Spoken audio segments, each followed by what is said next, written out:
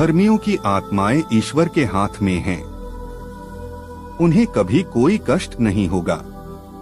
मूर्ख लोगों को लगा कि वे मर गए हैं। वे उनका संसार से उठ जाना घोर विपत्ति मानते थे और यह समझते थे कि हमारे बीच से चले जाने के बाद उनका सर्वनाश हो गया है, किंतु धर्मियों को शांति का निवास मिला है। मनुष्यों को लगा कि विधर्मियों को दंड मिल रहा है, किंतु वे अमरत्व की आशा करते थे। थोड़ा कष्ट सहने के बाद उन्हें महान पुरस्कार दिया जाएगा। ईश्वर ने उनकी परीक्षा ली और उन्हें अपने योग्य पाया है। ईश्वर ने घरिया में सोने की तरह उन्हें परखा और होमबलि की तरह उन्हें स्वीकार किया। ईश्वर के आगमन के दिन वे ठूठी के खेत में धधकती चिंगारियों की तरह चमकेंगे। वे राष्ट्रों का शासन करेंगे, वे देशों पर राज्य करेंगे, किंतु प्रभु सदा सर्वदा उनका राजा बना रहेगा। जो ईश्वर पर भरोसा रखते हैं वे सत्य को जान जाएंगे। जो प्रेम में दृढ़ रहते हैं वे उसके पास रहेंगे, क्योंकि जिन्हें ईश्वर ने चुना है वे कृपा तथा दया प्राप्त करेंगे। सुसमाचार यूहन्ना 6:37-40। पिता जिन्हें मुझको सौंप देता है वे सब मेरे पास आएंगे, और जो मेरे पास आता है मैं उसे कभी नहीं ठुकराऊंगा। क्योंकि मैं अपनी इच्छा नहीं बल्कि जिसने मुझे भेजा उसकी इच्छा पूरी करने के लिए स्वर्ग से उतरा हूँ। जिसने मुझे भेजा उसकी इच्छा यह है कि जिन्हें उसने मुझे सौंपा है मैं उनमें से एक का भी सर्वनाश न होने दूं, बल्कि उन सब को अंतिम दिन पुनर्जीवित कर दूं। मेरे पिता की इच्छा यह है कि जो पुत्र को पहचान कर उसमें विश्वास करता है उसे अनंत जीवन प्राप्त हो। मैं उसे अंतिम दिन पुनर्जीवित कर दूंगा।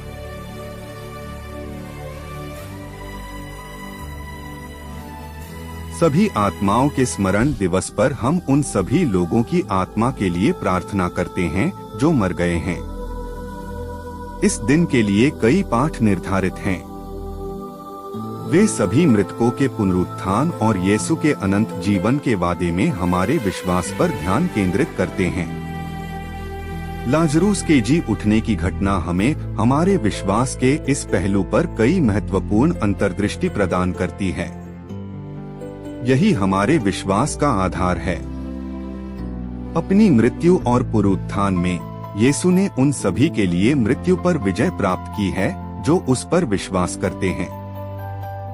जब हम दिवंगत विश्वासियों की आत्मा के लिए प्रार्थना करते हैं तो हम उन लोगों के लिए प्रार्थना कर रहे हैं जिनकी आत्माएं शुद्धिकरण या शोधक अग्नि के माध्यम से यात्रा कर रही है, स्वर्ग में अनंत जीवन के लिए तैयार हो रही है। हमें विश्वास है कि हमारी प्रार्थना उनकी इस यात्रा को गतिशील बनाएगी।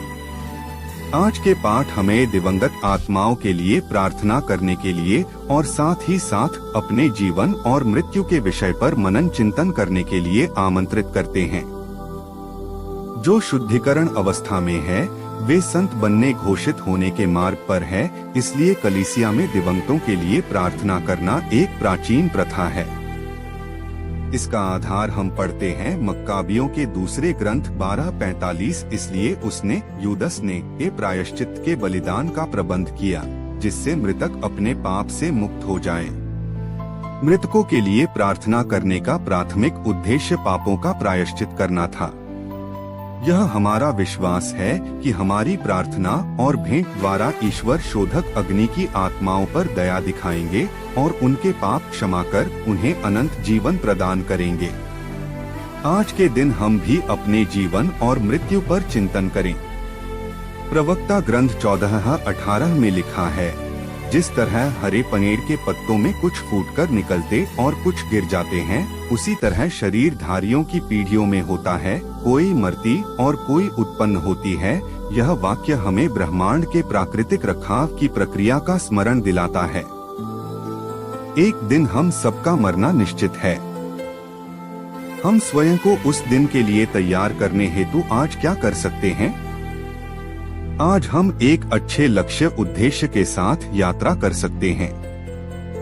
इस दौरान अपने प्रतिदिन जीवन में हमें छोटी छोटी मृत्यु को बलिदानों और आत्मा रिक्तीकरण के माध्यम से अनुभव करने की आवश्यकता है। आज जब हम अपने प्रियजनों की दिवंगत आत्माओं का स्मरण कर उनके लिए प्रार्थना करते हैं, तो आइए हम भी भजनकार के साथ अपने लिए प्रार्थना करें। प्रभु, मुझे बता कि मेरा अंत कब होगा, मेरे कितने दिन शेष है, जिससे मैं समझूं कि मैं कितना क्षण भंगुर हूँ। स्तोत्र 39:5। आज कलीसिया सभी मृत विश्वासियों को याद करती है। मृत्यु के समय हमारा जीवन समाप्त नहीं होता बल्कि बदल जाता है। हम मृत्यु पर अमर हो जाते हैं। हमारी आत्मा सांसारिक निवास को छोड़कर स्वर्ग में चली जाती है। 1 थेसलनिकियों 4:13-20 में संत पौलुस विश्वासियों से कहते हैं कि वे उन लोगों की तरह शोक न करें जिनकी कोई आशा नहीं है, लेकिन एक दूसरे को पुनर्जीवित प्रभु में आशा के साथ सांत्वना दें और प्रोत्साहित करें। कैथोलिक विश्वास के अनुसार मृत्यु पर प्रत्येक व्यक्ति विशेष न्याय से गुजरता है और उसकी आत्मा की स्थिति के अनुसार कोई स्वर्ग या शोधक स्थल या नरक में जाता है। मृत्यु अनंत जीवन का प्रवेश द्वार है। जो लोग स्वर्ग में हैं, उन्हें हमारी प्रार्थना की आवश्यकता नहीं है। जो नरक हैं, उनकी मदद हमारी प्रार्थना से नहीं हो सकती। अमीर और लाजरुस के दृष्टांत में इब्राहिम नरक में पड़े अमीर आदमी से कहता है, हमारे और तुम्हारे बीच एक भारी गर्त अवस्थित है, इसलिए यदि कोई तुम्हारे पास जाना भी चाहे तो वह नहीं जा सकता और कोई भी वहां से इस पार नहीं आ सकता। लूकस 16:26। जो नरक में हैं, उनकी हालत अपरिवर्तनीय है। हमारी प्रार्थना केवल उन लोगों की मदद करती है जो शोधक स्थल में हैं, जो स्वर्गीय महिमा का आनंद लेने से पहले शुद्ध किए जाने के समय से गुजरते हैं। चूंकि हम नहीं जानते कि कौन स्वर्ग में पहुंचा है या कौन नरक या शोधक स्थल में गया है, हम अपने सभी दिवंगत भाइयों और बहनों के लिए प्रार्थना करते रहते हैं। फिर भी हमारी प्रार्थनाएं कभी बेकार नहीं जाती।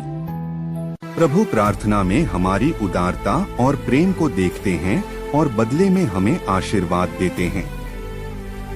हम जिनके लिए प्रार्थना करते हैं, अगर वे स्वर्ग में हैं, वे बदले में ईश्वर के सिंहासन से सामने हमारे लिए मध्यस्थता करेंगे।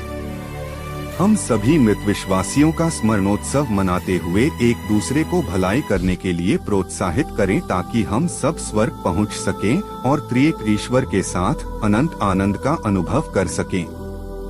मृत विश्वासियों की आत्माएं ईश्वर की दया में शांति में निवास करें।